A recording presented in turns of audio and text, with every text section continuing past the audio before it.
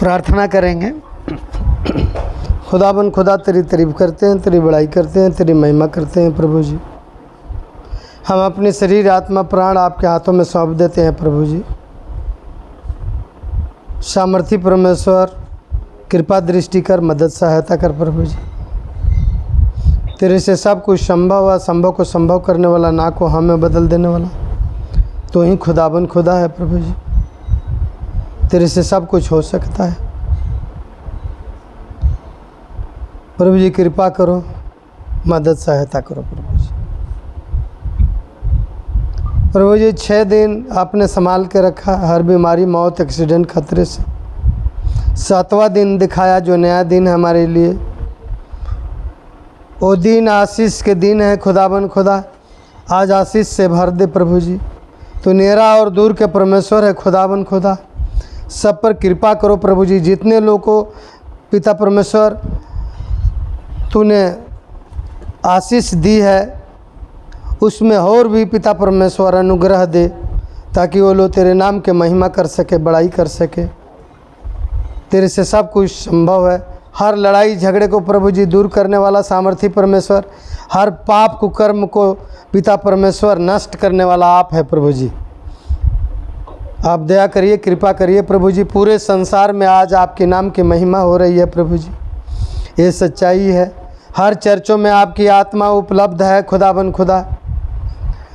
आप दया कर प्रभु जी हर जगह, क्योंकि तेरी वचन में लिखा है, मत्ती जब 18:20 देखते हैं वहाँ लिखा हुआ है, जहाँ 2 या 3 मेरे नाम पर एकत्रित होते हैं मैं उनके बीच में होता। प्रभु जी ये बात को यकीन में पूर्ण रूप से बदल दे और विश्वास में सबको प्रभु जी पक्का कर प्रभु जी। विश्वास में कोई कच्चा ना रह जाए प्रभु जी। हर बंधन, हर शराब, हर कालीलम, जादू टोना, तवीज़ धागा यीशु के नाम से तोड़ते हैं प्रभु जी। दया कर, जितने बीमारी हालत में हैं उनको चंगा कर, शिफा कर प्रभु जी।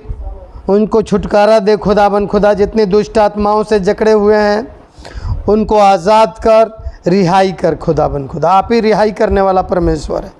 Press God name of Jesus, hallelujah.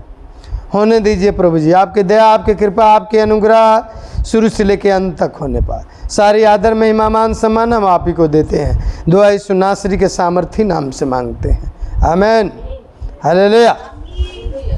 प्रभु आप लोग को आशीष दे आज सुबह के समय। और वो अनुग्रहकारी परमेश्वर है।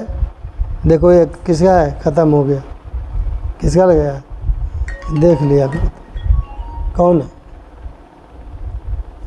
Press God name of Jesus, hallelujah. आओ प्रभु का वचन देखेंगे। एक वचन पर आज हमको बोलना है और आज जल्दी ख़त्म कर लेना है।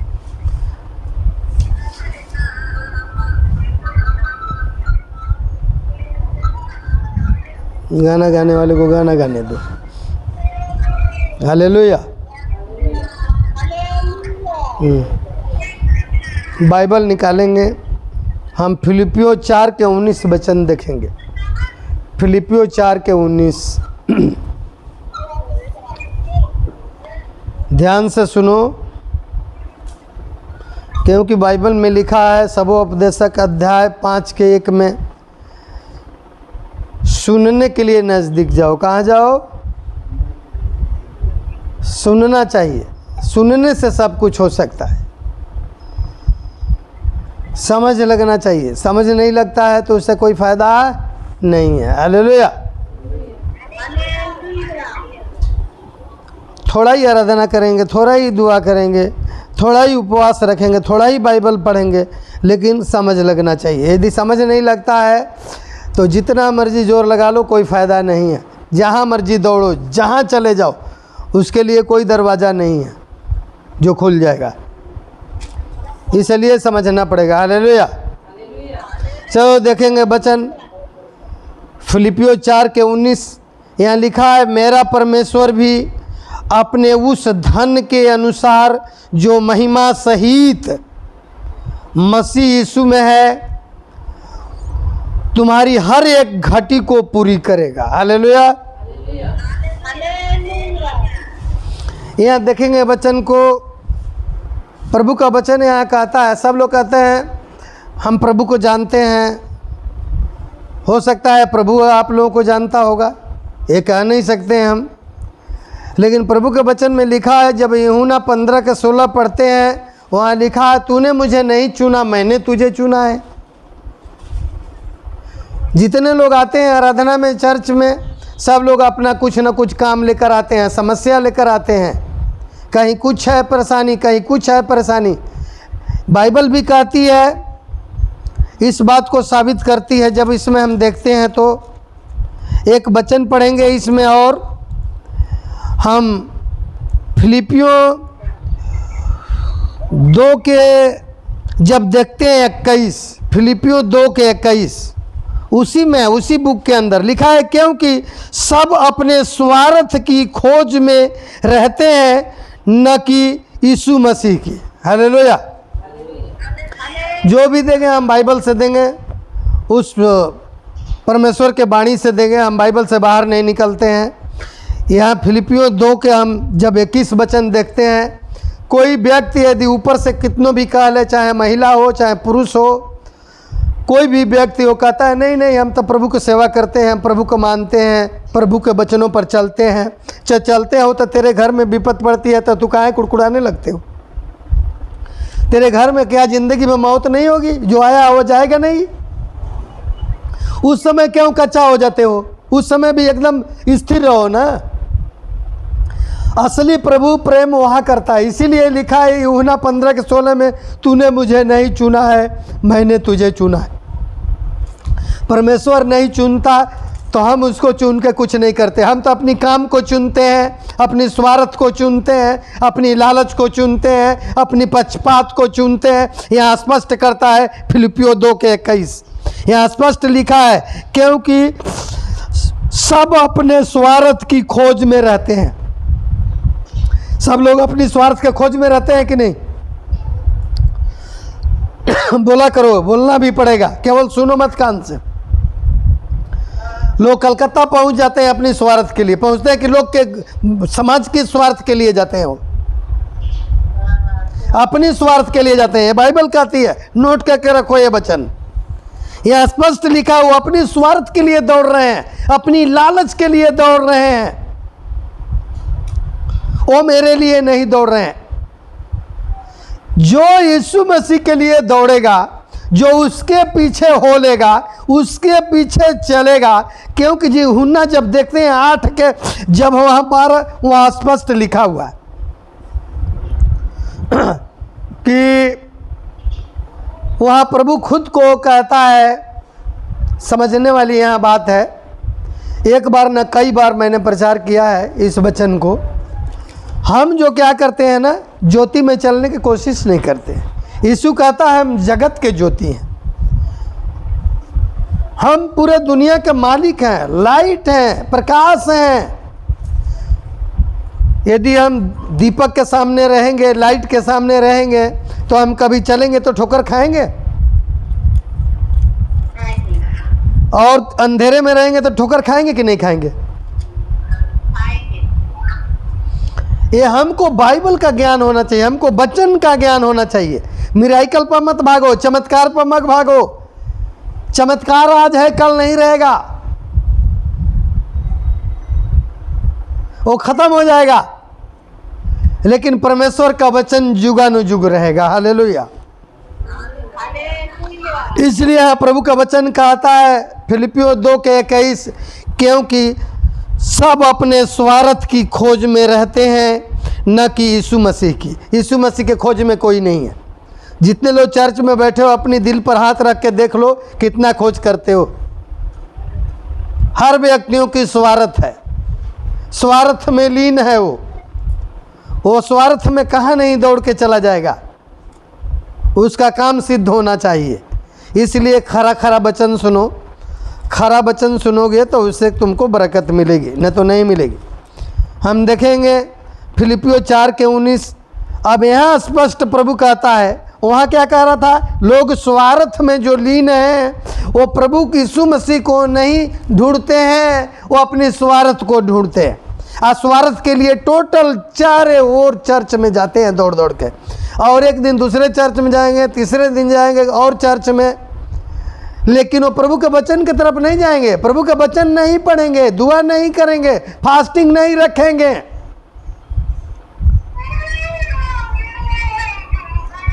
उसको कोई मतलब नहीं है, वो स्वार्थ में लीन है। जब हम प्रभु के तरफ आ जाएंगे, प्रभु के तरफ चलने लगेंगे, तब प्रभु उठा के खड़ा करेगा। हालेलुया।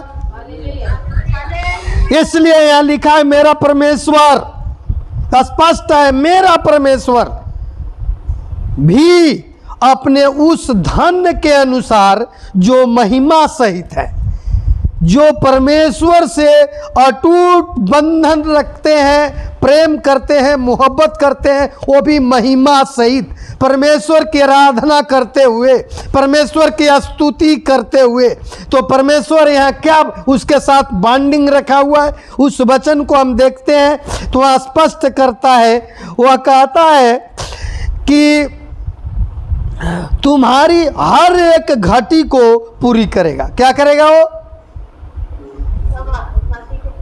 तुम्हारी हर एक घटी को, हर एक, चाहे वो किसी प्रकार की फाइनेंशियल हो, चाहे कोई भी समस्या हो, कोई भी प्रॉपर्टी के मामला हो, वो आपका सारा घटी को पूरी करने को जानता है। लेकिन कब? जब हम विलीन हो जाएंगे, बिल्कुल परमेश्वर के आत्मा से अपनी आत्मा को मिला देंगे। जैसे एक पानी किसी सरोवर का, नदी के, पोखरी का है, और नलके के भर लो और दोनों पानी एक में डाल दो, क्या कोई पानी अलग अलग कर देगा उसमें से कौन नलका का है कौन नदी का है?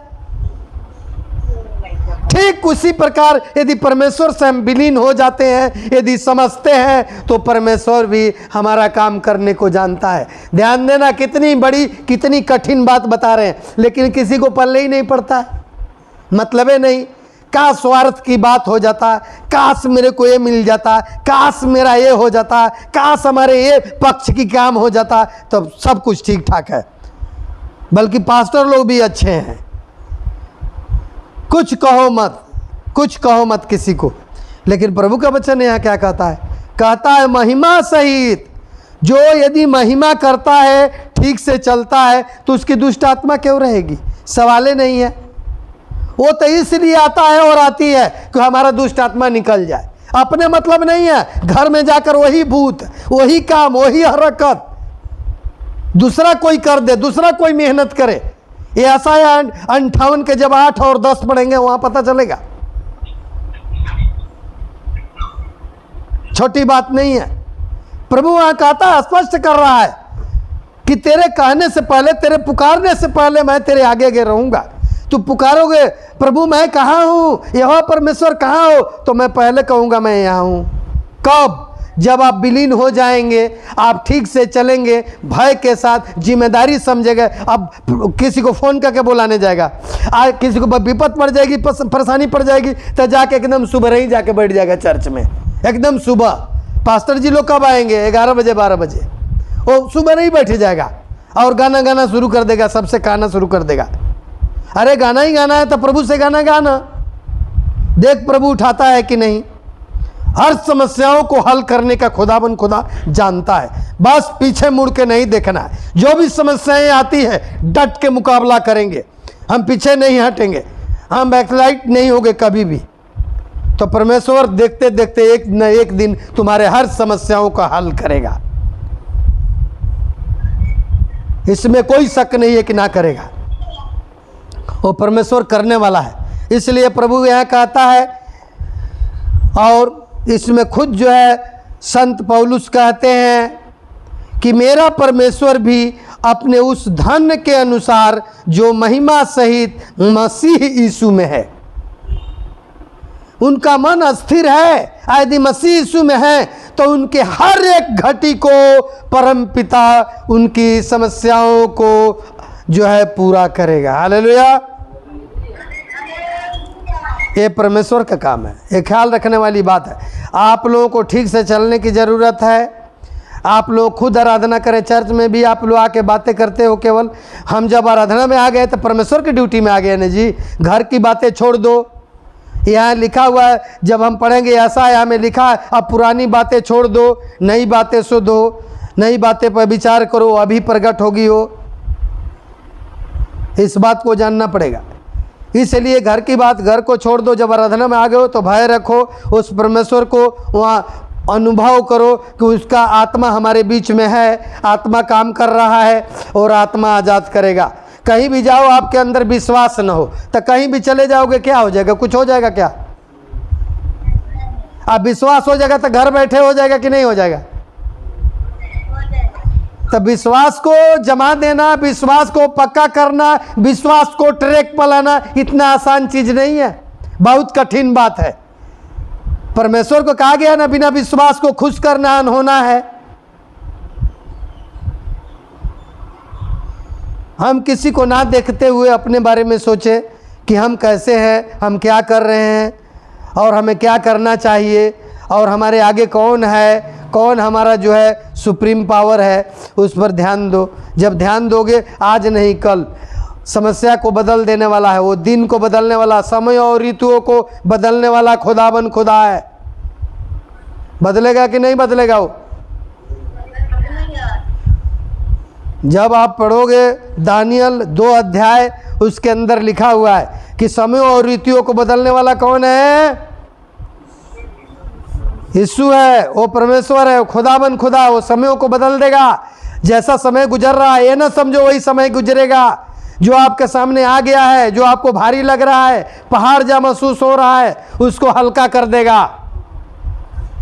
वो हल्का करने को जानता है, इसमें कोई शक नहीं है, को ना करेगा। और मिराकल और चमत्कार करने वाला वही खुदाबन खुदा है। जब हम देखेंगे, जब 6 अध्याय वही दानियल का और 27 वचन पढ़ेंगे, वहाँ लिखा हुआ है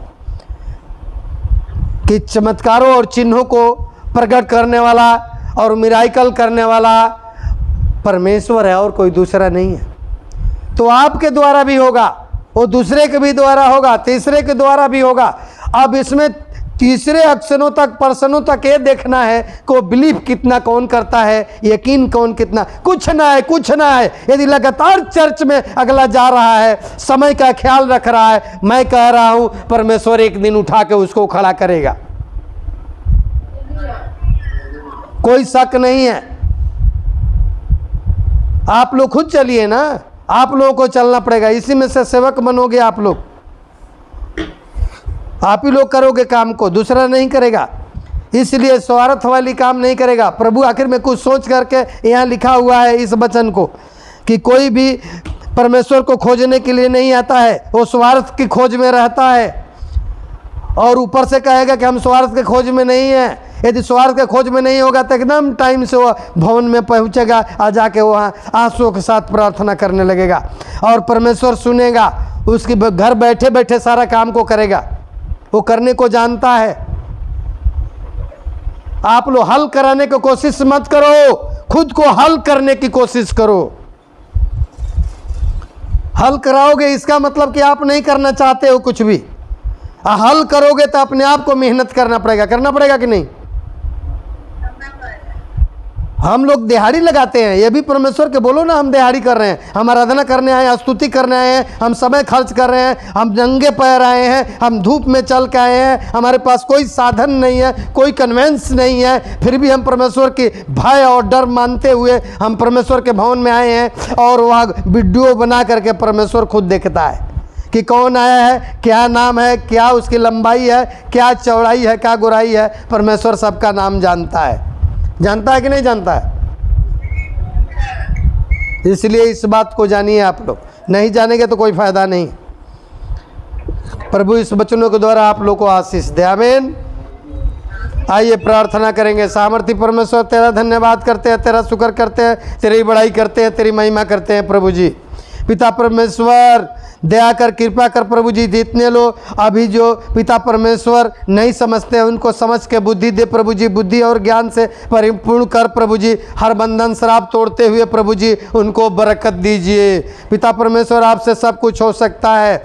हम पूरे भारतवर्ष के लिए प्रार्थना करते हैं, पूरे संसार के लिए प्रार्थना करते हैं। खुदाबन खुदा सब पर आप फजल होने दीजिए पिता परमेश्वर, अपनी दया करिए, तरस खा लीजिए प्रभु जी। सबको प्रार्थना प्रार्थना वाला मन दीजिए, विश्वास वाला मन दीजिए, उपवास वाला मन दीजिए, धर्मशास्त्र पढ़ने वाला मन दीजिए। खुदावन खुदा समझ के बुद्धि दीजिए प्रभु जी, आप ही समझ के बुद्धि देने वाले खुदावन खुदा है। पिता परमेश्वर, आप तरस खा लीजिए, सारे ज़रूरत को पूरा करें, कोई कमियां कटियां ना होने पाए, आपकी दया, आपकी कृपा, आपके अनुग्रह शुरू से लेकर अंत तक होने पाए।